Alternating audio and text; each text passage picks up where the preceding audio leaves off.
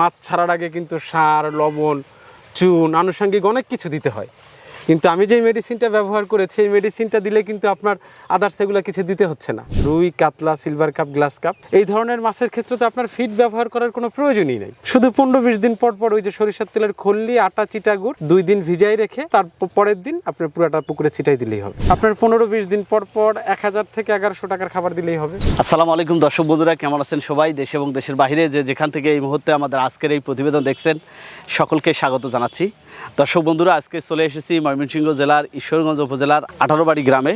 আজকে আপনাদেরকে মাছ চাষের গল্প জানার চেষ্টা করব। আপনারা জানেন যে বৃহত্তর ময়মনসিংহে প্রচুর পরিমাণে মাছ চাষ হয়ে থাকে। এইদিকে চাষিরা অন্যান্য ফসলের থেকে মাছ চাষে বেশ আগ্রহী। এখানে মাছের উৎপাদন অনেক বেশি। আমি এই 18 বাড়ি গ্রামে এসে দেখতে পাচ্ছি আশেপাশে কোনো জায়গা ফাঁকা নাই যেখানে মাছ চাষ হচ্ছে না। প্রত্যেকটি জায়গায় পুকুর রয়েছে, বিভিন্ন প্রকারের মাছ চাষ হচ্ছে। সব ধরনের মাছের তারা চাষ করে আর্থিকভাবে স্বাবলম্বী হচ্ছে। আজকে আমরা যে উদ্যোক্তার গল্প আপনাদের জানার চেষ্টা করবো, তিনি হচ্ছে রাব্বি ভাই। এই এলাকার সন্তান, তিনি 2 বিঘা জমিতে মাছ চাষ করতেছেন। দর্শক বন্ধুরা, মাছ চাষের ক্ষেত্রে চাষিরা যে সমস্যার সম্মুখীন হয়ে থাকে সেটি হচ্ছে যে অনেক সময় পুকুরের পানি দূষিত হয়ে যায়, পানির কালার নষ্ট হয়ে যায়। আরেকটা বিষয় রয়েছে, মাছের যখন প্রোডাকশন স্তরে আসে সেই সময় মাছের সঠিকভাবে গ্রোথ হয় না। এই ধরনের সমস্যা যাতে না হয় এর বিকল্প হিসাবে রাব্বি ভাই 2টি প্রোডাক্ট এই মাছ চাষে ব্যবহার করেছেন। একটি হচ্ছে সেফ ফিশ, আরেকটি হচ্ছে গ্রোথ ফাস্টার। এগুলো কার্যকারিতা নাকি অনেক ভালো। এখানে পানির কালার ভালো থাকে। পানি দূষিত হলে যেমন আমরা চুন দেই বা অন্যান্য অনেক উপকরণ দিয়ে পানির কালার ঠিক করি, তো এই সেফ ফিশ দিলে এই ধরনের চুন জাতীয় কিছু দিতে হবে না। অনেক সময় প্রচুর খাদ্য দিচ্ছেন কিন্তু মাছের স্বাস্থ্য হচ্ছে না, সেক্ষেত্রে এই গ্রোথ ফাস্টার দেওয়াতে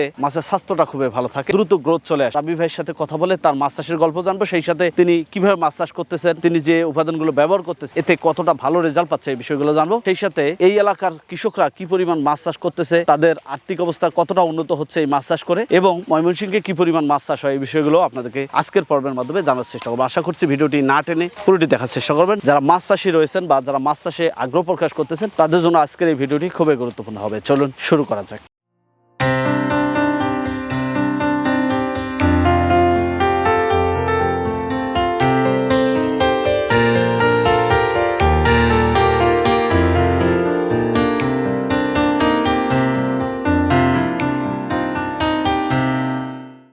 রাব্বি ভাই, আসসালামু আলাইকুম। ওয়ালাইকুম আসসালাম। আসসালামু আলাইকুম। ভালো আছেন? আলহামদুলিল্লাহ, আপনি কেমন আছেন? এই তো আলহামদুলিল্লাহ ভাই। মাছ তোলা হচ্ছে মনে হচ্ছে, তাই না? জি জি ভাই, মাশাআল্লাহ, মাছ তো খুব সুন্দর হয়েছে। একটু নিয়ে আসেন কাছে দেখি। মাশাআল্লাহ, মাছের গ্লেজ দেখছেন? মাশাআল্লাহ, খুবই সুন্দর হয়েছে রাব্বি ভাই। এগুলো সাইজ কেমন হবে? এই যে কাতলটা যেটা উঠাইলো কত কেজি হবে? ওইটা 2.5 কেজির মতো হবে। এই পাশেরটা হচ্ছে ব্রিগেড, এটা প্রায় 2 কেজির মতো হবে। মাশাআল্লাহ, খুব সুন্দর সাইজ হয়েছে। এখানে কি কি মাছ আছে? এখানে আছে হচ্ছে আপনার ব্রিগেড আছে, কাতলা আছে, রুই আছে, গ্লাস কাপ আছে, সরপুটি আছে, সব ধরনের বাংলা মাছ। যেটা বাংলা মাছ যেটা। মাছ চাষের সাথে জড়িত কত বছর যাবত? প্রায় 3 বছর। কিভাবে মাছ চাষে আসলেন, এখন কি করতেছেন? মূলত মাছ চাষে ছিলাম না, মূলত করতাম বিজনেস। আমার ঢাকাতে বিজনেস ছিল, খুব ভালোই চলতেছিল। একটা পর্যায়ে এরকম একটা অবস্থা হলো যে আর পারলাম না, বিজনেসটা ছেড়ে দিলাম। তারপরে গ্রামে চলে আসলাম। গ্রামে আসার পরে হচ্ছে আপনার 1 বছরের মতো বসাই ছিলাম। জানি তো, বেকার থাকলে গ্রামে কিছু মানুষ থাকে, নানান ধরনের কথাবার্তা বলতো, আত্মীয় স্বজন অনেক ধরনের অনেক কথা বলতেছিল। পরে আপনার ভাবির সাথে আলাপ করলাম যে আসলে এইভাবে তো হবে না, আমাদের একটা কিছু করতে হবে। তো কি করা যায়, হাতের অবস্থাও তো তেমন একটা ভালো না। তুমি বললো যে তুমি টেনশন করো না, আমার কিছু গয়না আছে, এই গয়নাটা সেল করে আল্লাহর নাম নিয়ে তুমি মাছ চাষে নামো। আমাদের এখানে সবাই তো মাছ চাষ করতেছে, ঢাকাতে যে কয়জন ব্যবসা করে, আমাদের এলাকার ম্যাক্সিমাম লোক তো মাছ চাষ করেই ভালো আছে, তুমি একটু চেষ্টা করে দেখো। তো তারপরে আমি আপনার ভাবির ওই সামান্য কিছু গয়না ছিল এটা বিক্রি করে 1 বিঘার মতো একটা পুকুরে আমি কিছু বাংলা মাছ, রুই, কাতলা, গ্লাস কাপ এই ধরনের কিছু মাছ ছাড়লাম। তো আসলে প্রথম দিকে হয় না, অনেক সময় যে যখন হয় তখন সবই হয়, আর যখন হয় না তখন কিছুই হয় না। তো প্রথম বছর আমি মাছ চাষ করলাম, ওইভাবে অতটা অভিজ্ঞতা ছিল না, ওরকম ভাবে কেউ আমাকে সুপরামর্শ দেয় নাই। এই মাছ গ্যাস ফলস করতো, মাছ মরে ভেসে উঠতো, আমাদের দেশের বিভিন্ন ধরনের বিভিন্ন প্রোডাক্ট আছে, ব্যবহার করতাম। তো দেখা যাচ্ছে ভালো থাকতো, আবার কিছুদিন পরে সেম অবস্থা, ওই মাছ মরে ভেসে উঠতো, পানির কালার ঠিক থাকতো না। তো প্রথম বছরটা আপনার খুব দেখলাম যে না, আমি যে টাকা ইনভেস্ট করলাম তার অর্ধেক টাকাও আমি আমার ঘরে উঠাইতে পারলাম না। তো আমি ভেঙে পড়লাম, পুরাটাই ভেঙে পড়লাম। তখন আপনার ভাবি আমাকে আবার সাহস দিল যে তুমি আর একটাবার চেষ্টা করে দেখো। আপনার ভাবির সাথে আলাপ করে আমি আমার ফিশারির পাশে এসে বসে মোবাইল দেখতেছি, মনটা খুব খারাপ যে লাস্ট যে সম্বলটুকু ছিল এইটাই করে আমি নামলাম। তারপরে এই অবস্থা, দেখি আল্লাহ ভরসা। তো ফেসবুক দেখতেছি হঠাৎ করে দেখলাম যে একটা মাছের মেডিসিনের প্রতিবেদন। আমি খুব খেয়াল করলাম সুন্দর করে জিনিসটা। জিনিসটা দেখতেছি যে এই মেডিসিনগুলো ব্যবহার করলে আমি যে প্রবলেমগুলো ফেস করছি বিগত দিনে, যে মাছ মরে ভেসে উঠে, পানির কালার ঠিক থাকে না, মাছের গ্রোথ আসে না, খাবার একদম লাগেই না। তো আমি খুব মন দিয়ে দেখলাম যে না, তাহলে তো এই প্রোডাক্ট দুইটা এনে আমি ট্রাই করতে পারি। যেহেতু আমার 1 বিঘা অত বড় প্রজেক্টও না, আগে দেখি পরীক্ষামূলকভাবে কাজটা কেমন করে। তো ইনশাআল্লাহ আমি অনলাইনে প্রোডাক্ট দুইটা অর্ডার করলাম। অর্ডার করার পরে নিয়ে এসে অ্যাপ্লাই করলাম। আল্লাহর রহমতে দেখি 2.5 থেকে 3 মাসে, আপনি বিশ্বাস করবেন কিনা জানি না, 200 থেকে 250 গ্রামের মাছটা আমার কেজিতে চলে আসছে। এবং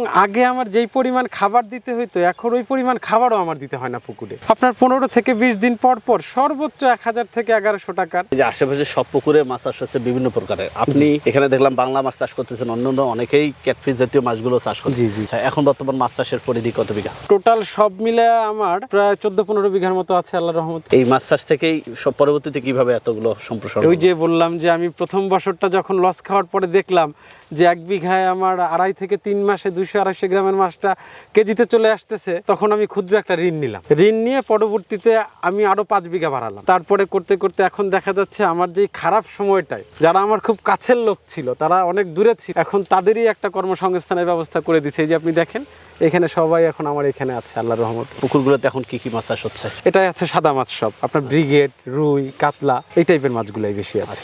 মাছ চাষের ক্ষেত্রে শুরু থেকে শেষ পর্যন্ত কি কি করতে হয়? মাছটা কখন ছাড়েন, কোন ধরনের পোনা নিয়ে এসে ছাড়েন? এখন ধরেন এই যে আমি এইখানে যে 200-250 গ্রামের মাছটা এখানে ছাড়া, মূলত আমার পাশের আর একটা পুকুরে আমি ওটা 3 থেকে 4 ইঞ্চির মাছই করছিলাম। পরে যখন 200 গ্রামে আসছে তখন ওই মাছটা নিয়ে এসে আমি এখানে দিই। আর নর্মালি মূলত যারা আমরা চাষ করি, মাছ ছাড়ার আগে কিন্তু সার, লবণ, চুন, আনুষঙ্গিক অনেক কিছু দিতে হয়।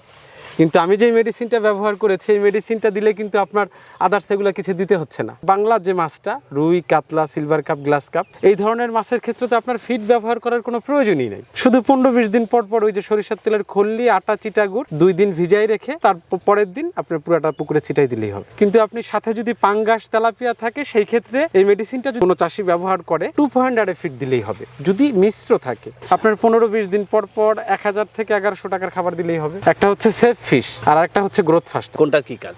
পানির অক্সিজেনটাকে ঠিক রাখে, পানিতে গ্যাস ফলস হয় না, মাছ মরে ভেসে ওঠে না, অক্সিজেনটা ঠিক থাকে, পানির অ্যামোনিয়া দূর করে, পিএইচটা ঠিক রাখে। গ্রোথ ফাস্টারের যেই কাজটা, ওটা হচ্ছে প্রাকৃতিকভাবে আপনার খাবার তৈরি করবে এবং আপনার অতি দ্রুত মাছের গ্রোথ নিয়ে আসে গ্রোথ ফাস্টারটা। জানতে চাইছিলেন যে এটা কিভাবে আমি পুকুরে প্রয়োগ করি? জি।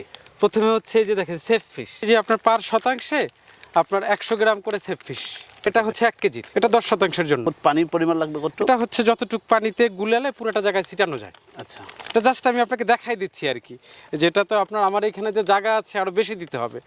কতদিন পর পর দিতে হবে? এটা 3 মাস পর পর। 3 মাস পর পর একবার। এটা দেওয়ার 3 দিন পরে আবার বাকি যে আপনার গ্রোথ ফাস্টারটা আছে, সেম ভাবে আবার পানির সাথে গুলিয়ে চুনের মতো করে ওই গ্রোথ ফাস্টারটা আবার পুরোটা পুকুরে ছিটাই দিতে হবে, আজ সেম ভাবে। আচ্ছা, এই পুকুরে কি পরিমাণ মাছ ছাড়ছিলেন? 2000 পিসের মতো মাছ দিছিলাম। এটি সাইজ কেমন ছিল? এটার সাইজ 250 গ্রামের মতো ছিল। প্রায় 1 লাখ টাকার মতো মাছ ছাড়ছিলাম আমি এইখানে।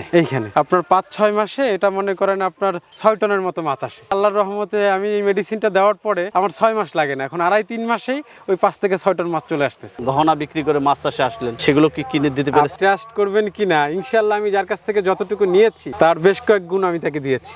এখন পারিবারিকভাবে সকলে কেমন খুশি আপনারা? আগে তো ফ্যামিলির অনেকে আমাকে অ্যাবাউট করতো, আমি যে দিক দিয়ে হেঁটে যাইতাম তারা অন্য দিক দিয়ে যাইতো। ওই জায়গার কিছু লোকই এখন আমার এই ফিশারিতে কাজ করে। আসলে ভবিষ্যতের পরিকল্পনা কি করতে চান মাছ চাষটি? ভবিষ্যতের পরিকল্পনা হচ্ছে আমি এখন যেই প্রজেক্টে আছি, আমি চাই যারা বেকার আছে আমার এইখানে ম্যাক্সিমামই সবাই যারা ইয়াং জেনারেশন মাছ চাষ করে, তারপরেও যারা বেকার আছে আমি আমার মাধ্যমে যেন আরো কয়েকজনের কর্মসংস্থানের ব্যবস্থা আমি করতে পারি, এই ইচ্ছাটা আমার আছে। তো রাব্বি ভাই, আপনাকে অসংখ্য ধন্যবাদ আমাদের মূল্যবান সময় দিয়েছেন। আপনিও আসছেন কষ্ট করে, আপনাকেও ধন্যবাদ ভাই। আমাকে সব থেকে ভালো লাগলো এই ধরনের সুন্দর প্রাকৃতিক পরিবেশে আপনাদের এলাকার সকলে মাছ চাষে করে উপকৃত হচ্ছে।